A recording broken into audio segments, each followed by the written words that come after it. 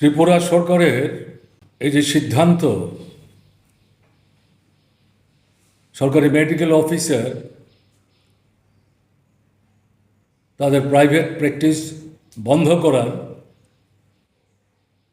এটা বাস্তবের সাথে সঙ্গতি। বাধ্যত এরকম একটা সিদ্ধান্ত গ্রহণ করলে পরে সাধারণভাবে মনে হবে নীতিগতভাবে তো ঠিকই আছে, কিন্তু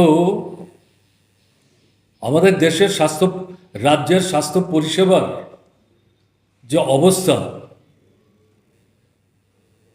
এটা বিবেচনায় না রেখে সিদ্ধান্ত যা গ্রহণ করলেন তার পরিণতি কি হতে পারে, এটা সরকারের ভাবনার মধ্যে কতটা ছিল আমি অন্তত বুঝতে পারছি না। এবং সরকারি সিদ্ধান্ত ডাক্তারবাবুরা তা মেনে নিয়েছেন এবং তারা প্রাইভেট যে প্র্যাকটিস চেম্বারে বসে এটা তারা বন্ধ করে রেখেছে। পরিণতিতে জিবি হাসপাতালই বলুন, আইজিএম হাসপাতালই বলুন,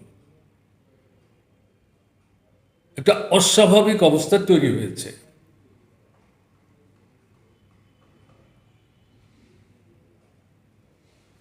শরীর থাকলে অসুখ থাকতেই পারে এবং তাতে মানুষকে ডাক্তারবাবুর কাছে যেতেই হবে, সরকারি হাসপাতালেই যেতে হবে, এর তো কোনো বাধ্যবাধকতা নাই। সবাই যেতেও চান না, আবার কারুর কারুর আগ্রহ থাকলেও তাদের পক্ষে হাসপাতালে যাওয়া সম্ভব হয়ে ওঠে না। এই পরিস্থিতিতে স্বাভাবিক কারণেই যারা প্রাইভেট চেম্বারে চিকিৎসা করেন এবং অবশ্যই যারা অভিজ্ঞ, এদের কাছেই তো রোগী যাবেন, এটাই বাস্তব অভিজ্ঞতা। এখন যেটা দেখা যাচ্ছে, হাসপাতালে গিয়ে টিকিট সংগ্রহ করার জন্য ঘন্টার পর ঘন্টা অপেক্ষা করতে হচ্ছে, তারপরে আবার ঘন্টার পর ঘন্টা অপেক্ষা করতে হচ্ছে প্রকৃত যে ডাক্তারবাবুর সাথে রোগী বা রোগিনী কথা বলতে চান, তার সমস্যার বিষয় উপস্থিত করতে চান,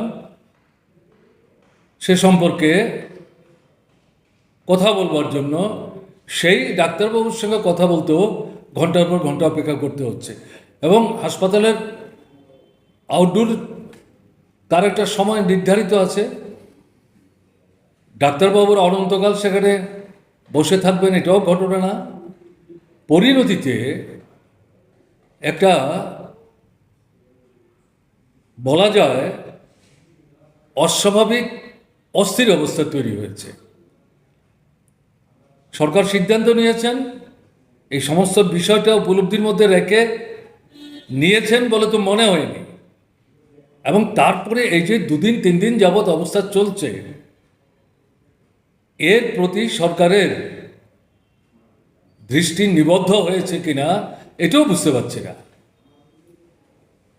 যে কোনো সিদ্ধান্তই সরকার গ্রহণ করবেন, এটা তো সংশ্লিষ্ট অনেক অংশের মানুষের স্বার্থের সাথে সাযুজ্যপূর্ণ, সঙ্গতিপূর্ণ হতে হবে। এখন তো দেখা যাচ্ছে সরকারের এই সিদ্ধান্ত জনগণের স্বার্থের পরিপন্থী হচ্ছে। কাজে এই পরিস্থিতিতে যেটা মনে হচ্ছে যে সরকারের দ্রুত তাদের এই সিদ্ধান্ত পুনর্বিবেচনা করা দরকার এবং আর একদিনও সময় নষ্ট করা উচিত না। ঠিক আছে, মানে হাসপাতালের যে ডিউটি আওয়ার্স ডাক্তারবাবুদের, সেই সময়ে নিশ্চয়ই কেউ প্রাইভেট প্র্যাকটিস করবেন, এটা প্রত্যাশিত না। এই সম্পর্কে সরকারের অবস্থান নিয়ে কারোর প্রশ্ন থাকতেও পারে না, কিন্তু ডিউটি আওয়ার্সের বাইরে সিনিয়র এক্সপিরিয়েন্স তাদের এই যে প্র্যাকটিসটা হঠাৎ করে বন্ধ করে দেওয়া হলো, এটা অবশ্যই পুনর্বিবেচনা করা দরকার। তা যদি করা না হয় তাহলে অসুস্থ মানুষ চিকিৎসার সুযোগ দিতে না পারার কারণে তাদের কিন্তু জীবন যাবে। এর দায় কে নেবেন? আমার দৃঢ় বিশ্বাস, হয়ে গেল কয়েকদিন, নানা দিক থেকে নানা রকম বক্তব্য উত্থাপিত হচ্ছে। এই পরিস্থিতিতে রাজ্য সরকারের দিক থেকে সময় স্খলন না করে আজকের মধ্যেই সিদ্ধান্ত গ্রহণ করে তাদের গৃহীত সিদ্ধান্ত পুনর্বিবেচনা করা দরকার এবং ডাক্তারবাবুদের এক্ষেত্রে সরকারি দায়িত্বের বাইরেও যে সাহায্যটা রুগীদের তারা করতে পারছিলেন এতদিন, এই সুযোগটা সম্প্রসারিত করাই বাস্তব সম্মত হবে বলে আমার ধারণা।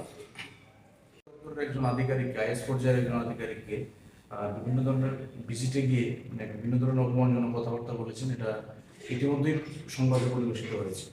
আমি দেখেছি, এই ব্যাপারে আপনার কি মনে হয়? আমি সংবাদটা দেখেছি এবং যে ভদ্রমহিলাকে অপমানিত করা হয়েছে, অসম্মানিত করা হয়েছে, তিনি চাকুরি থেকে পদত্যাগের সিদ্ধান্ত নিয়ে সরকারের দৃষ্টি আকর্ষণ করারও চেষ্টা করেছে। সরকার বিদ্যালয় কিরকম চলছে না চলছে এটা পর্যবেক্ষণ করার জন্য বিভিন্ন পদক্ষেপ গ্রহণ করতেই পারে। এতে দেখা গেল যে ডিস্ট্রিক্ট ম্যাজিস্ট্রেটদের নাকি দায়িত্ব দেওয়া হয়েছে, তারা যাতে স্কুল টোলগুলি কীভাবে চলছে, কীরকম চলছে দেখভাল করে। এবং এই জায়গায় দেখা গেল সংশ্লিষ্ট যে ডিস্ট্রিক্ট ম্যাজিস্ট্রেট, তিনি পুলিশ পল্টন আধা সেনা নিয়ে একটা বিরাট সংখ্যক তার সহযোগীদের সাথে করে নিয়ে তিনি স্কুলের পর স্কুলে ঢুকছেন এবং নির্দিষ্টভাবে যে স্কুলটিতে ঘটনাটা ঘটেছে তাতে গিয়ে ছাত্রছাত্রীদের সম্ভবত কিছু প্রশ্ন তিনি করেছেন, বুঝবার চেষ্টা করেছেন। এটা অস্বাভাবিক, এটা করতেই পারে। কিন্তু দেখা গেল জিজ্ঞাসিত প্রশ্নের সঠিক উত্তর কোনো ছাত্র বা ছাত্রী দিতে পারেনি। তাতে ডিস্ট্রিক্ট ম্যাজিস্ট্রেট বিরক্ত হয়ে এই যে ভদ্রমহিলা উচ্চ পর্যায়ের অফিসার এবং তিনি সংশ্লিষ্ট এলাকায় এই ডিস্ট্রিক্ট ম্যাজিস্ট্রেট যাবেন স্কুল পরিদর্শনে, তাকে সাহায্য করার জন্য তিনি উচ্চ পর্যায়ের অফিসার হিসাবে উপস্থিত ছিলেন। তিনি কিন্তু এই স্কুলগুলি যে সবসময় দেখভাল করেন ঘটনা তা না, পত্রিকা পড়ে আমি যা দেখলাম। কোনো কিছু না জেনে যেভাবে ভদ্রমহিলাকে অসম্মানিত করলো তার ছাত্রছাত্রীদের সামনে এবং বিদ্যালয়ের শিক্ষক শিক্ষিকাদের সামনে, এটা অভাবনীয়। এটা ক্ষমতার অপব্যবহার এবং মাটিতে পা রেখে চললে পরে কোনো দায়িত্বশীল উচ্চ পর্যায়ের অফিসার এরকম মন্তব্য করতে পারেন, এটা অবিশ্বাস্য। যদি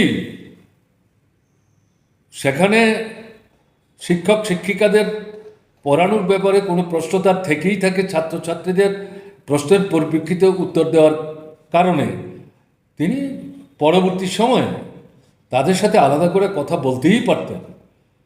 তিনি তো এখানে ক্ষমতা দেখালেন, বাহাদুরি দেখালেন, এটা তো কোনো মতেই গ্রহণযোগ্য না, এটা নিন্দাযোগ্য এবং এই পদ্ধতি চলতে দেওয়া যায় না। এবং ভদ্রমহিলার যে প্রতিক্রিয়া এবং অবস্থান, এটাকে কি করে আমরা উপেক্ষা করব?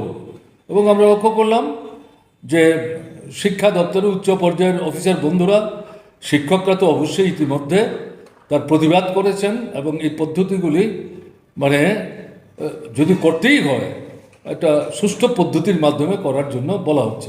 আর আমরা তো স্কুলে পড়ার সময় দেখেছি স্কুল ইন্সপেকশনে যেতেন বছরে একবার দুবার। আমাদের তো স্কুলে মাস্টারমশাইরা 6 দিন 7 দিন আগে থেকে প্রস্তুত করতেন, স্কুল পরিষ্কার, ক্লাসরুম পরিষ্কার, ভালো জামা কাপড় পরে যাওয়া, তারপর বিশেষ কতগুলি বিষয় নিয়ে মাস্টারমশাইরা আগাম কিছু পাঠ দেওয়ার চেষ্টা করতেন। তাদের সামনেই ইন্সপেক্টর যিনি ইন্সপেকশনে যেতেন তিনি একাই ঢুকতেন, 2-4টা প্রশ্ন করতেন, সব ছাত্রকে প্রশ্ন করতেন ঘটনা তারা। আমিও এরকম প্রশ্নের সম্মুখীন হয়েছি স্কুলে পড়ার সময়, প্রাইমারি সিনিয়র স্কুলে, এই বেসিক স্কুলে পড়ার সময়। আমরা সব প্রশ্নের উত্তর সঠিকভাবে দিতে পেরেছি ঘটনা তা না, আবার সঠিক উত্তর দেয়নি এটাও ঘটনা না, কিন্তু তা থেকে যিনি ইন্সপেকশনে গেছেন তিনি যা বুঝার বুঝে গেছেন। আমাদের সামনে তো তিনি কোনো মন্তব্য করতে তাকে দেখিনি। পরবর্তী সময় মাস্টারমশাইদের সাথে কথা বলেছেন কিনা এটা মাস্টারমশাইরা বলতে পারেন। তারা চলে যাওয়ার পর আমাদের ছাত্রদের মধ্যে যারা 1-2টো প্রশ্নের সঠিক উত্তর দিতে পারেনি, মাস্টারমশাই তাদেরকে একটু সেখানে গালবন্ধ করেছে। পারলি না, এটা তো তুই জানতি, এটা তো আগেই বলেছি আমরা, এটা না পারার কি, এরকম। কাজে এই জায়গায় দাঁড়িয়ে যেটা এখানে দেখলাম এটা তো মানে অভাবনীয় ঘটনা চলছে, এটা চলতে পারে না। দায়ের থেকে তো আছাড় বড় বলে যে কথা প্রচলিত আছে, এটা অনেকটা তো এইরকম একটা জায়গায় চলে যাচ্ছে।